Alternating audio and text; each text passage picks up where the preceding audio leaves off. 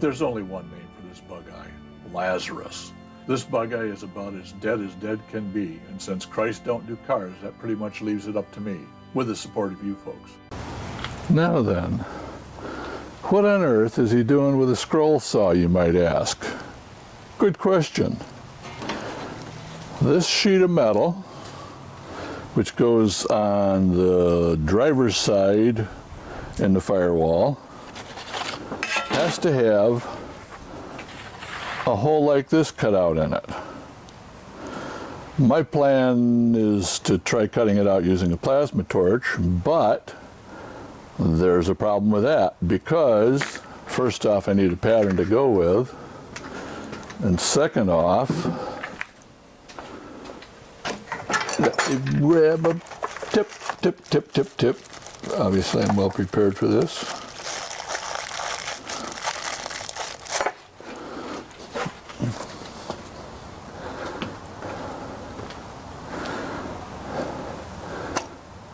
That there is the tip that the plasma torch uses.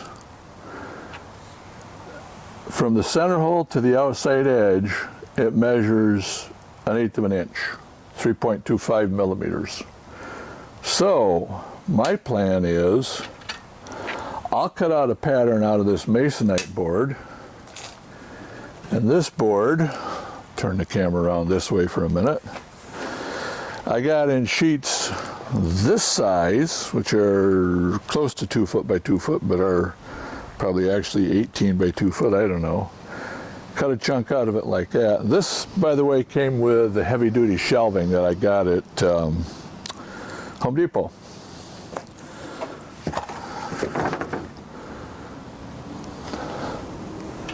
Ta-da! Heavy duty shelving, loaded full of shit. Anyways, back, here we go. Back on this. So, what I have done is I made a pattern on here, and then I went around and made it an 1/8 inch bigger, which is what this outline here is. I'm now cutting it out, and my plan is to use that as the pattern to cut out with the plasma torch the hole that needs to go in here that looks get the right side.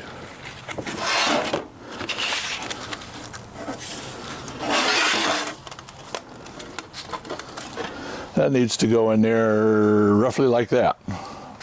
There's a big hole that's got to be drilled here, but that hole I'm going to use a circle cutter for. It's a 1 5/8. I think I've got a 1 5/8 inch hole cutter. We're going to find out. So that's what this is all about.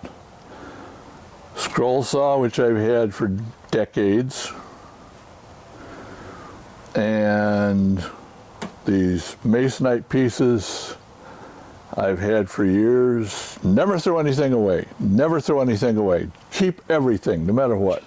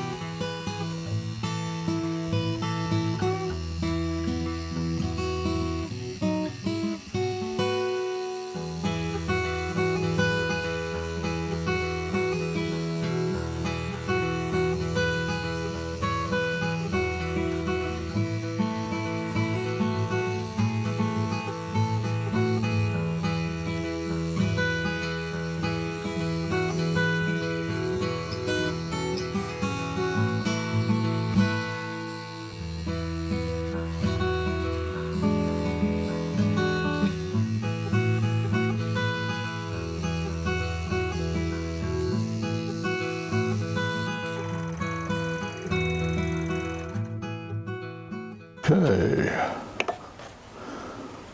see if I can get that little piece out of there.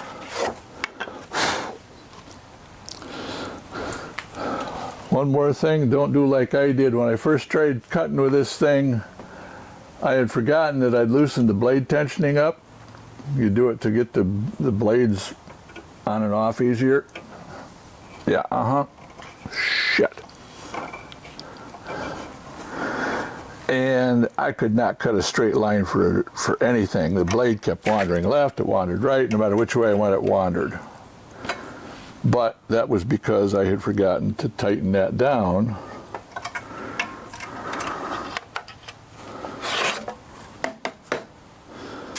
So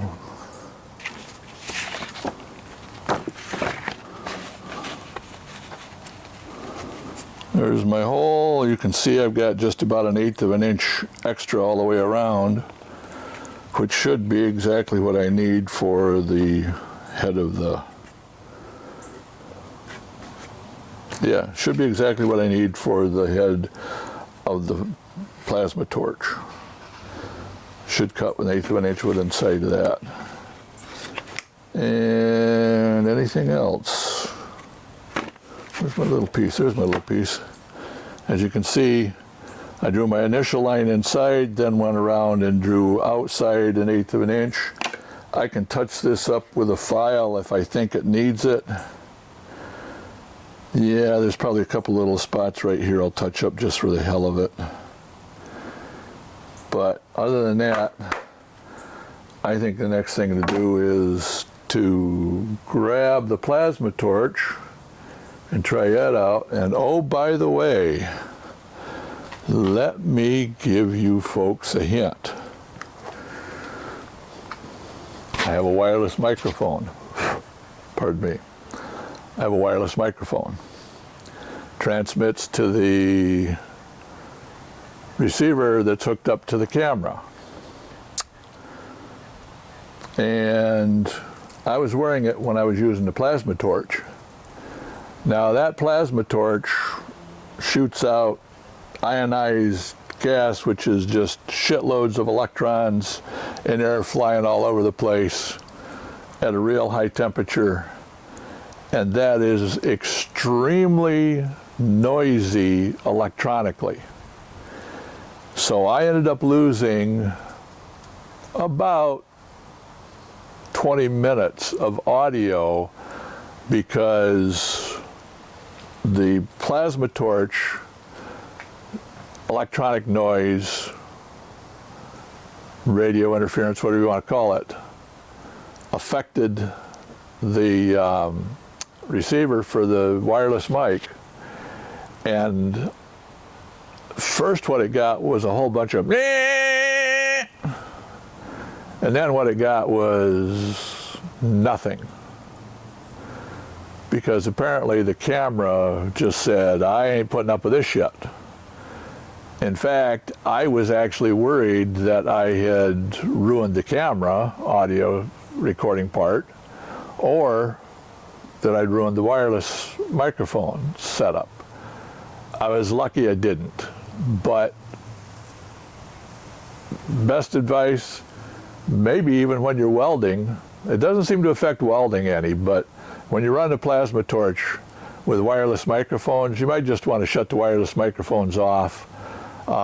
It doesn't seem to, because the camera itself, the microphones in it are pretty well protected, shielded. The camera body is magnesium, so it's pretty good protection. But yeah, I would definitely shut that wireless microphone off if you're using the plasma torch. So next step is grab a piece of scrap metal, slap it down, and see if we can plasma torch that hole out. And if it works, then we will use that template to plasma torch the hole in the other two. Be right back.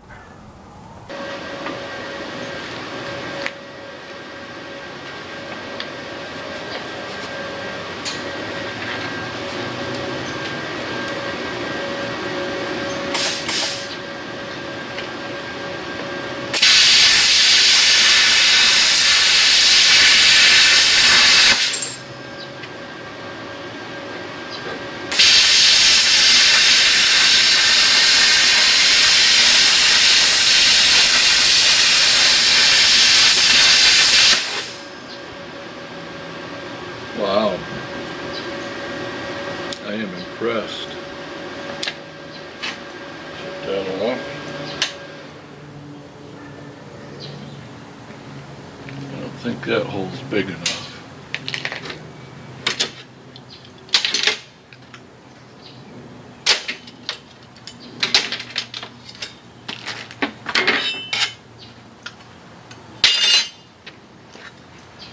So we got a little hot,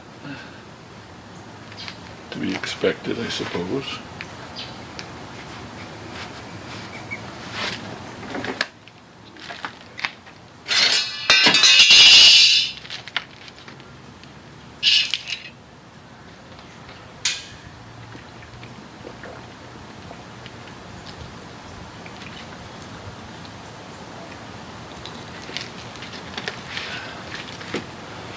Should be cooler now. It is. Cool enough to pick up.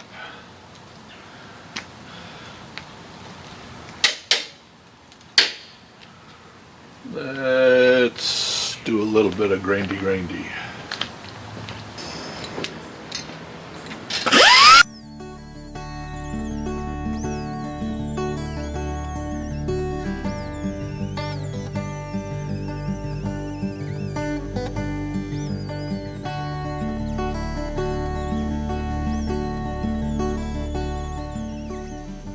Okay, got distracted by my neighbor. So back to this. So that right there,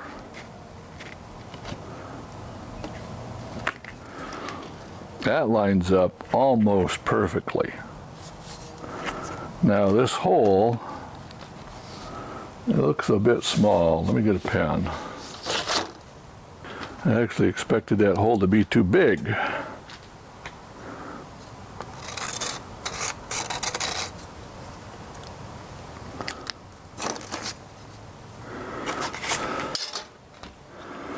So that hole is about 1/4 of an inch too small. It's a little bit in the wrong place. This isn't really going to matter a whole hell of a lot, I don't think. I don't think it'll matter that it's off by a tiny bit. I can actually adjust where that hole falls if I need to. It might be that one side hole sits closer than it does on the other side too. Weirder shit has happened, folks.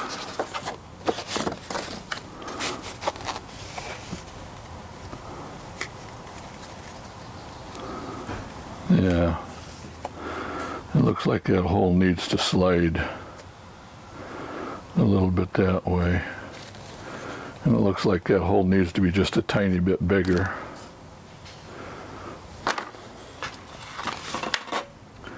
You see something? Looks like I got a choice. I can either use this size cutout that I have right now,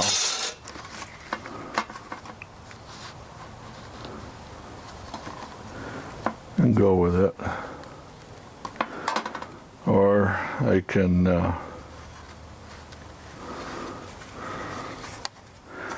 get a 1 5/8 inch bimetal drill to drill through the steel, which is about 20 or 30 bucks. Or I can just take and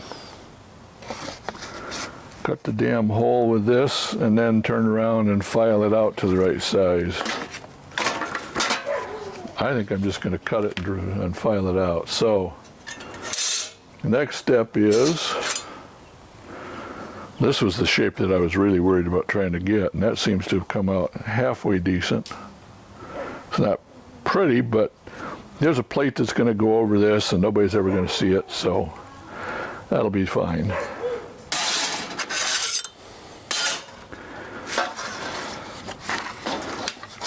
So I am going to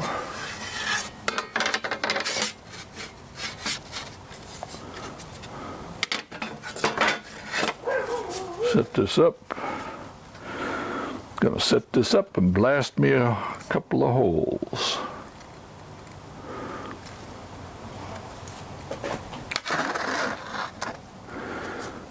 Clamp that down. That's not quite as tight as I'd like. Clamp that down.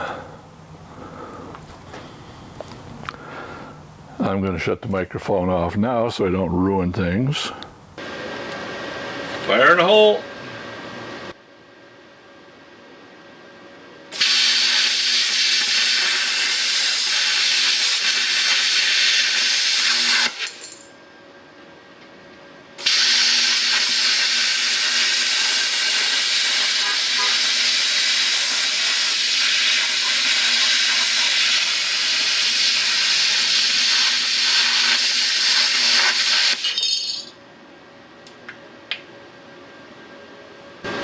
One down, one to go.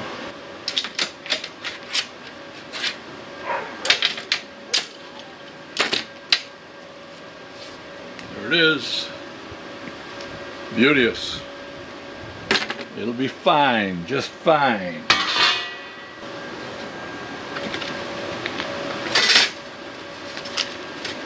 Make sure I flip the pattern over.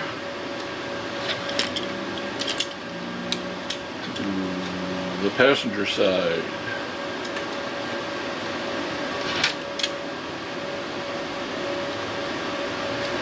Should be good right there. Get that tight against the top.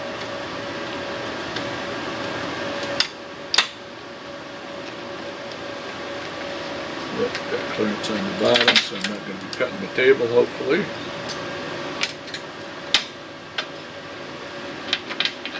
And away we go.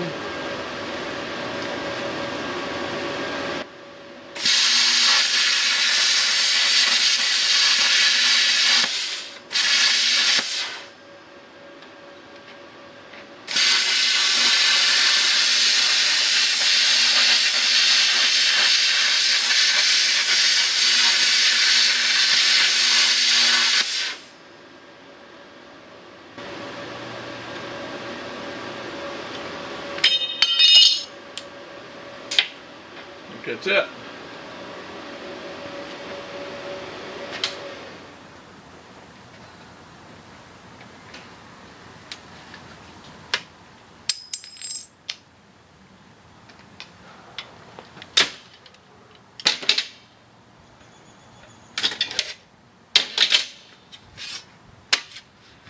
There's the other one.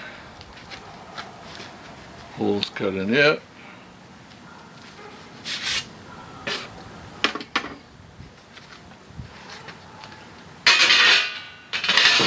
See if this has cooled off much yet.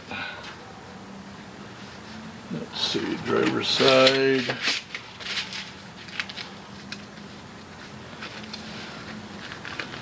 I mean, that's pretty damn close, folks.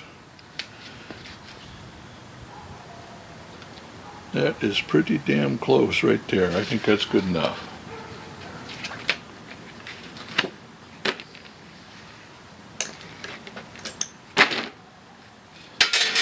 So that's how you make odd shapes holes with a plasma torch. Give your pattern. The tips on mine, like I said, from the center hole out, it's 0.125 or an eighth of an inch, or 3.2 millimeters, I think is what it works out to. And whatever that is from the center hole out to the very edge is your offset that you need to make your pattern bigger than the hole that you want to cut. So if you look at this, you'll see there the pattern is about an eighth of an inch all the way around larger than the hole I wanted to cut. So all I got to do now is clean those pieces up, and I think it's ready to start assembling stuff. Wouldn't that be nice? I've got to cut a hole in here. The heater box, all right, so anyways, heater box sits on top of here, blows the air down in here and out through the sides. I actually found a place to pick up the heater ducts So those are taken care of. But I've got to cut this hole out, and then I've got to form this lip down around inside. So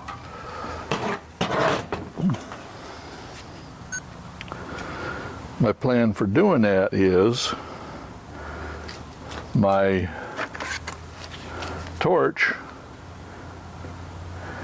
just clears. I can go around the inside of that, and I think that's actually not quite as long as I would have liked. I'm going to try it though. Nothing ventured, nothing gained, right? And if I can, I'm going to use that to go around to cut that out with. One of the other things I've learned is that when you go to cut, don't start on the outside, because when you do, you come back around, you're going to hit that edge and it's going to bump up. Start in the center. In this case, I've actually got a couple of holes drilled, so I can start through one of those holes, come around, go around, and zip it from the outside. I'm hoping that's going to work. We're going to find out here in a minute. I think I'm going to run a test piece of steel before I do that one.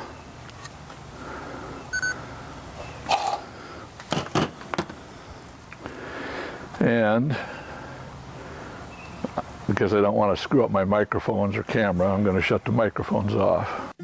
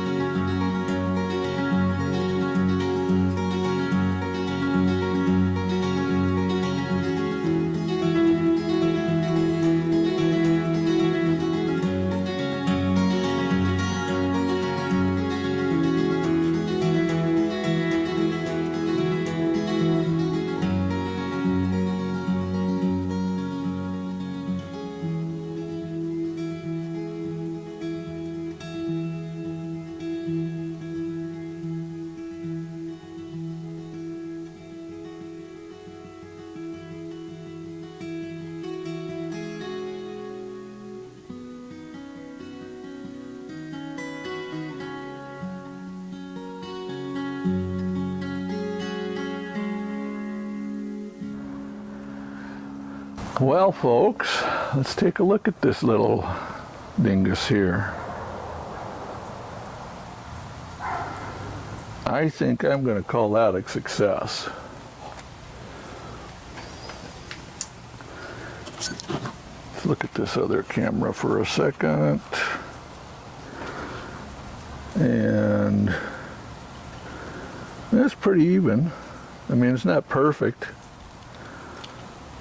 but I think it'll be more than good enough to blow air through.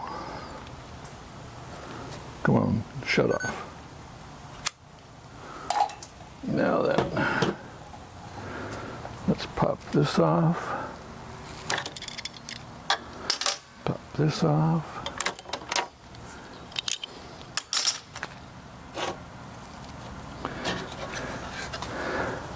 As you can see, that's just a simple piece of plywood. I drilled a couple holes, sawed through the part of it there, then took a rasp and rasped it down. My plan is, I think I might be able to use this to bend those edges over, slowly but surely. And yeah, I did burn the wood a little bit, but you know what?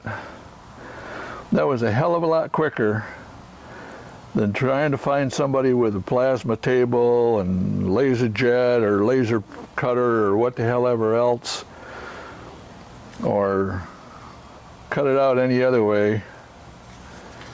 And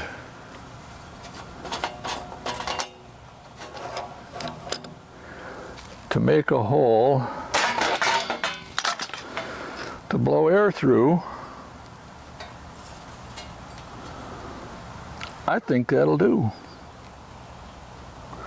Hell, nobody's going to see it when it's all put together anyways. We're going to call that good.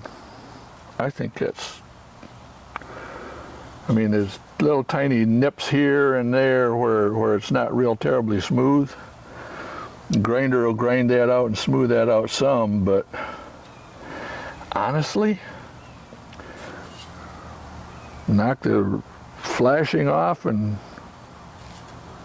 call it good. That's what I'm going to do. And that is going to be the end of this video. Okay, folks, that's it for this episode of BugeyeBob. I really appreciate you watching and hope that, like me, you've learned a few things in this episode. Please like, subscribe, and comment on this video and share it with others. You can help support this project by becoming a member at patreon.com/BugeyeBob in the link below. Patreon paid members get early access to the videos, and in the future will enjoy question and answer sessions and live streams. As this channel grows, future Patreon member benefits will include bonus or extended episodes, member names and credits, and the ability to suggest topics for future videos. You can follow this BugeyeBob restoration on YouTube and Facebook at the links below. Once again, thank you for liking, commenting, subscribing, and supporting this channel. And remember that sometimes the most important job you can do is a dirty, thankless job.